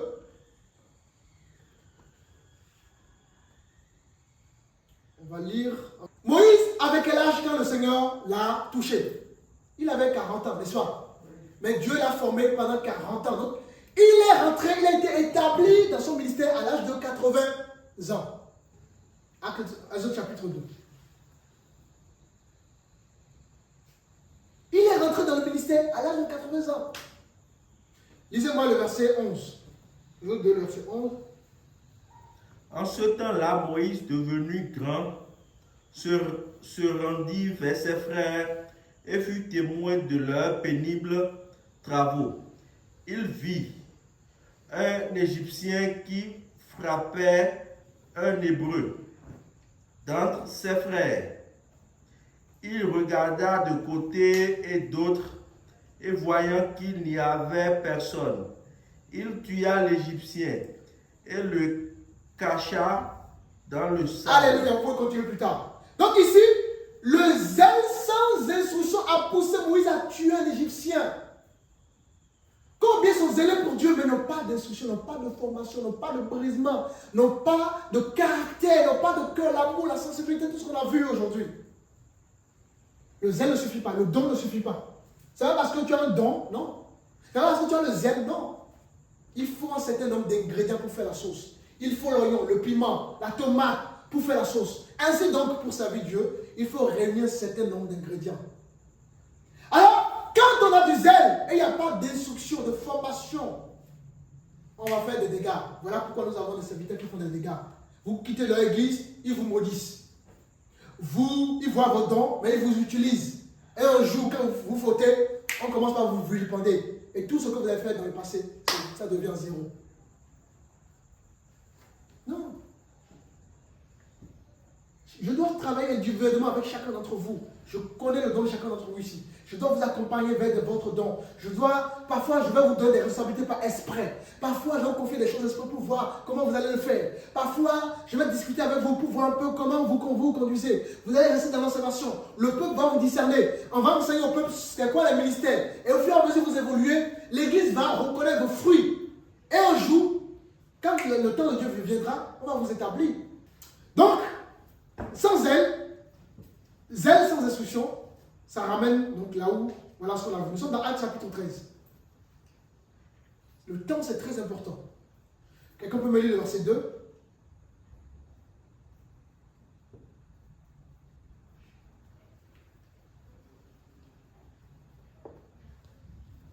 Pendant qu'ils servaient le Seigneur dans leur ministère et qu'ils jeûnaient, le Saint-Esprit dit: mettez-moi à part Barnabas et Saul pour l'œuvre à laquelle je les ai appelés. Alléluia. Voilà les deux apôtres, l'apôtre Paul et Barnabas. Mais il a fallu que l'Église voie le fruit. C'est quoi le fruit? L'Église a vu. As-tu un bon témoignage dedans et dehors? As-tu un caractère du Seigneur? Est-ce que tu sais parler aux gens? Est-ce que tu sais encourager les gens? Est-ce que tu sais manifester l'amour? Est-ce que tu sais écouter les gens? Est-ce que tu sais dépasser les querelles? Les gens vont voir certains fruits au fur et à mesure, avec le temps. Quand l'Église va voir le fruit, maintenant, le Saint-Esprit a parlé, et n'est-ce pas, ils vont établir. Quand le temps est arrivé, Dieu établit. Parce que les gens sont prêts. Parce que si on confie quelque chose à quelqu'un qui n'a pas été formé, il va faire des dégâts. Donc Dieu ne confie pas un ministère à quelqu'un comme ça. La personne doit avoir une certaine maturité. Et toujours établie dans l'église dans laquelle il a grandi, il a été formé. Pas son père dans la foi. Pas le père spirituel. Parce que nous avons en Afrique dit père spirituel. Non, notre père spirituel c'est Dieu. Donc changez de langage. Il n'y a plus de père. Je ne veux plus entendre père spirituel dans vos bouches. D'accord? Vous avez des pères dans la foi, mais pas des pères spirituels. Seul Dieu est notre père spirituel. Alléluia. Amen. Qui a déjà vu l'apôtre Paul appelé père spirituel? Non, père dans la foi. Qui a déjà vu un apôtre à qui on appelle père spirituel? Personne. N'appelez personne père spirituel, si ce n'est Dieu. Alléluia, nous dit la parole du Seigneur. Donc les histoires de père spirituel, les gens, tout ça c'est un culte. D'accord? C'est pour glorifier les hommes. Ensuite, Donc il y a aussi le brisement. Dieu a dû briser Moïse. Dieu a déformé Moïse pour lui donner son caractère. Tu n'aimes pas, tu veux servir Dieu. Parce que servir Dieu, chacun viendra avec sa différence, avec son parcours, avec son caractère. Mais si tu n'as pas l'amour, en fait,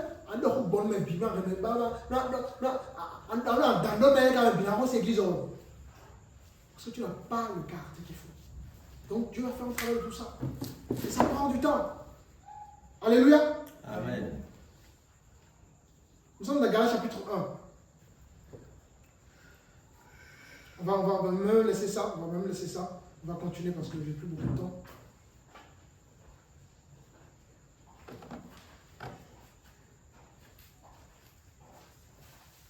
Donc, le système religieux établit des serviteurs basés sur le charisme. Oh non! D'accord? Un serviteur doit être établi selon son caractère. Nous sommes dans 2 Timothée chapitre 3. On va aller rapidement, d'accord? J'aimerais vraiment clôturer pour ce soir. 2 Timothée chapitre 3, le verset 5. Celui qui a trouvé. On ne base pas un serviteur de Dieu sur le charisme, mais sur le caractère. Oui, 2 Timothée chapitre 3, le verset 5. Celui qui a trouvé. Ce n'est pas dire que nous soyons par nous-mêmes capables de concevoir quelque chose comme venant de nous-mêmes. Notre capacité, au contraire, vient de Dieu. Alléluia. Amen. Tout vient de Dieu. Aucun d'entre nous n'a la capacité de dire je peux ou je vais faire quelque chose. C'est pas, on n'établit pas un serviteur de par le charisme, mais par son caractère. Il y a des gens que quand vous les voyez, ils sont doux. En fait, vous avez toujours envie d'être avec eux, de les appeler, de prendre leurs nouvelles à cause de ce qu'ils sont. Ils dégagent quelque chose. Alléluia. Amen. Voilà ce que le système établit. Il établit des gens charismatiques alors qu'il faut établir des gens par le caractère. Alors, qu'est-ce que le système fait d'autre? Nous sommes dans Jean chapitre 12. Quelqu'un peut me lire verset 43.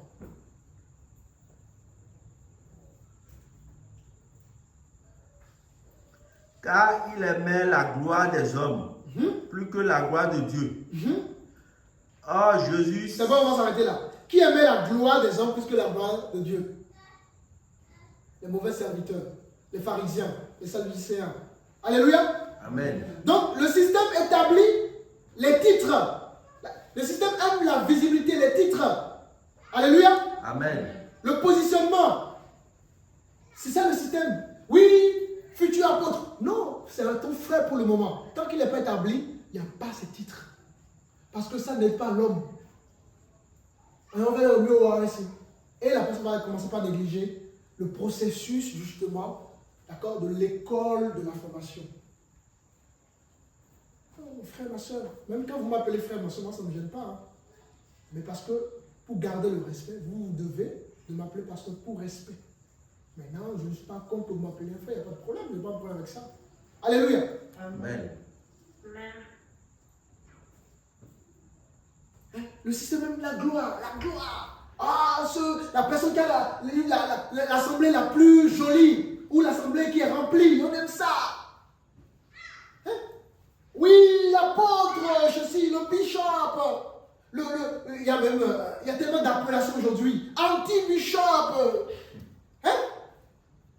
Comme ça, on t'a pour les bois. Et quand on voit, ils ne font rien.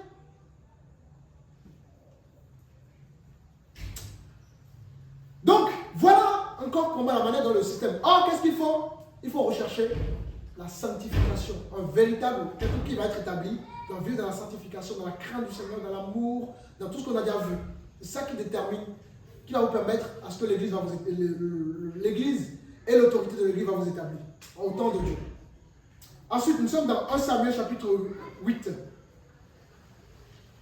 On finit bientôt, hein, d'accord? Mais il va supporter le pays. 1 Samuel 8. Le verset 4 au verset 5. Tous les anciens d'Israël s'assemblaient et vinrent auprès de Samuel à Rama. Je continue. Ils lui dirent, voici, tu es vieux, et tes fils ne marchent point sur tes traces. Maintenant, établis sur nous un roi pour nous juger. Vous voyez? Ici, le peuple va vouloir établir eux-mêmes des rois. C'était charnel. On établit les gens. Toi, tu seras l'église de Zivor. Tu vas être le pasteur de l'église de Zivor, le pasteur de l'église de Zoumaï, le pasteur de l'église de Bénin, le pasteur de l'église de Savi, le pasteur de l'église de Diaglo, le pasteur de l'église de ceci. Et les gens ne sont pas formés. Et en plus, on ne désire pas parce que c'est une vocation. On a une école pastorale, bon, mais une vocation, tu n'as rien fait. Attention, on ne va pas à l'école pour devenir pasteur. Si ce n'est pas une vocation, on ne devient pas prophète. On ne va pas à l'école pour devenir prophète. On ne va pas à l'école pour devenir apôtre. Si ce n'est pas une vocation, vous pouvez aller dans toutes les écoles. S'il n'y a pas une vocation, vous n'avez rien fait. En revanche, si vous êtes appelé à être un pasteur, oui, formez-vous. Le prophète, formez-vous, il n'y a pas de problème. Alléluia. Amen. Donc, il ne faut pas des initiatives charnelles. C'est très important. Ensuite, il y a également la marchandisation de l'appel. On va marchander l'appel. Il y a même des gens qui reçoivent de l'argent pour établir. Ils prennent 2 millions, 5 millions pour établir quelqu'un pasteur. Vous n'avez jamais entendu ça? Les gens prennent de l'argent pour établir les gens. On a vu, hein, selon 2 Pierre, que par cupidité, à cause de l'argent, qu'est-ce qui s'est passé? Les gens vont exploiter le don des autres. Exploiter des frères et des sœurs. Que Dieu nous garde. On peut continuer après. Il y a aussi ce qu'on appelle le favoritisme. Comme tel frère, il investit beaucoup plus dans l'œuvre, il a l'argent, telle sœur a ceci. On va favoriser des gens au détriment des autres. Voilà ce que le système crée. Et ça crée des frustrations. On élève des gens, on méprise des gens, on fait taire, on étouffe la grâce des gens. Alléluia. Ouais. Il y a également aussi dans le système la reproduction des clowns. Vous savez ce que j'appelle des clowns? Non. Il a le micro. La reproduction des clowns. Oui, mais comme Dieu ainsi a donné, je dis bien à quelqu'un, et tout le monde a le même propos. Oui, le Saint-Esprit te dit maintenant, oui, le même langage. C'est ça les clownages. Bon, mais c'est le point, Amen, amen, amen, je dis bien à quelqu'un, hein? Amen, amen. Le clonage. Alléluia. Amen. Alors que Dieu, tu es particulier. Dieu t'a créé avec un timbre de voix différent. Alléluia. Même Pierrot l'a fait des gens. On n'a pas le même timbre de voix. Alléluia. Amen. Mais pourquoi vous voulez faire comme les gens? C'est ce qu'on appelle le clonage. Le système clown les gens. Ils ont le même langage, la même tonalité. Mon frère, tu n'as pas besoin de tout ça pour qu'on sache que tu es serviteur de Dieu. Alléluia. Amen.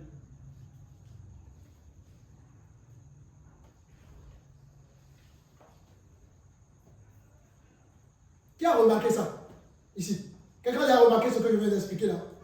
Qui a remarqué ça dans les églises? Beaucoup, n'est-ce pas? Hein? Il est où la diversité des timbres de voix, de nos personnalités? On est tous différents. Et le système a créé des clowns. On est un repère les choses comme des perroquets. Alléluia. Amen. Amen. Que Dieu nous aide. Alors, quels sont les dangers par rapport à servir Dieu de façon précoce? Qu'est-ce qui va se passer? Il y aura un échec spirituel. On va bien commencer quelque chose et après, on va se rendre compte que Dieu n'est pas dans la chose. Et voilà, on va créer des dégâts. On prend l'exemple par exemple de Saoul. D'accord? Il était appelé roi. Mais comme il a refusé de suivre l'instruction du Seigneur, qu'est-ce qui s'est passé? Dieu l'a rejeté. À cause de l'instruction. Beaucoup ont été rejetés comme ça. Ils ne veulent pas suivre le Seigneur. Alléluia. Amen. Ensuite, le ministère n'aura pas de racines. Or, un arbre qui n'a pas de racines n'est pas un arbre debout. Beaucoup ont soi-disant un ministère, mais il n'y a pas de racines. Parce que ton ministère sera exposé au feu de l'extérieur. Les gens vont en mission et meurent. Servez Dieu. Les sorciers vont se lever contre vous. Avez-vous le mandat pour résister à ça? Les marabouts vont se lever. Les magiciens vont se lever. Le monde des sorciers va se lever. Mais si vous n'avez pas reçu le mandat, vous allez mourir avant le temps. Vous pensez que je suis venu à Ouida, ville de Vaudou, la maison de Vaudou pour rien? Alléluia. Amen. Ne servez pas Dieu pour ça. Vous avez créé des problèmes pour rien. Parfois, nous, on va aller chercher nous-mêmes des problèmes. Voilà pourquoi nos vies sont remplies de combats, machin.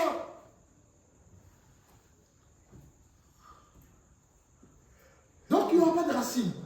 On va être exposé au feu des épreuves de la vie. D'ailleurs, on va lire un verset. Nous sommes dans Matthieu chapitre 13. Quelqu'un peut me lire le verset 20 rapidement? Matthieu 13. Verset 20. Et quelqu'un d'autre me prépare Galates chapitre 1. On va lire ça plus tard. Celui qui a reçu la semence dans les endroits pierreux, c'est celui qui entend la parole et la reçoit aussitôt avec joie. Je continue? Oui, continue. Mais il n'a pas de racine en lui-même. Il manque de persistance. Beaucoup de serviteurs n'ont pas de racine. Ils n'ont pas la base. Qu'est-ce que tu vas enseigner aux gens? Et dès que c'est bon, mon frère. Je vais vite parce que je sais que j'ai déjà dépassé le temps, d'accord? Et ensuite, donc voilà un peu les conséquences. Il y a beaucoup de conséquences. Il y a des scandales aussi. On va créer des scandales, des chutes morales. Il y aura des confusions. Donc, voilà. Les mauvais serviteurs vont s'opposer aux vrais serviteurs. Et c'est comme ça que naissent donc, la division. Donc voilà un peu de façon grosso modo, n'est-ce pas, ce que fait le système religieux vis-à-vis, d'accord, donc quand on est un enfant du Seigneur, il faut simplement laisser le Seigneur, aller à l'école, la formation, avoir le caractère du Seigneur, être formé, d'accord, avoir des bases solides, être brisé, Dieu va te briser. Les choses que tu aimais, Dieu va t'interdire tout ça. Dieu va te mettre dans une discipline. Tout ça, il y a beaucoup de choses. Tu vas passer par le désert. Tu vas vivre la solitude. Vous savez ce que c'est que la solitude? Et vous aurez que Dieu comme appui. Il faut passer par tout ça pour un jour servir le Seigneur. Amen. Alléluia. Amen. Je m'arrêterai là pour ce soir, même s'il y a beaucoup d'autres choses à dire. Est-ce qu'il y a des questions ou des commentaires rapidement? On ne va pas traîner. Y aurait-il des questions par rapport à ce qui a été partagé? Amen.